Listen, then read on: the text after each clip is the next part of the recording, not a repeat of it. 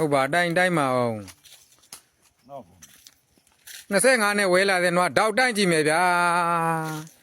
ကျေ3ကျေဆရာကြီးဝဲလာတဲ့25နဲ့ဝဲလာတဲ့နွားကိုတောက်တိုင်းကြည့်မယ်တောက်ဘလောက်မြင့်ရှိတုံးလို့ဆရာကြီးတောက်တခြားတိုင်းပေးပါအောင်တောက်ကဘယ်နှတိုင်းရတာတော့ဘိုးနောက်ကနေလားဘယ်နှလေးတိုင်းတောင်ဆရာကြီးဒီနာပေါ့ဟာဒီနာပေါ့ဘိုးနောက်ဟုတ်ပြီကဲဘိုးနောက်တဲ့တောက်တိုင်းကြီးလည်းမေးနေတဲ့ညီကိုတွေလည်းသိအောင်လို့တောက်တိုင်းကြီးလည်းပြရင်ပေါ့ဗျာဟုတ်ပြီဗျာဟုတ်ပြီဘိုးနောက်ကျမောက်ယူဟုတ်ပြီကဲအဲ့ဒါလေးကိုတိုင်းတောင်းပြပါအောင်ဆရာကြီးဟမ်3000ပြေးလာ3000ပြည့်သေးရနော်ရနည်းတော့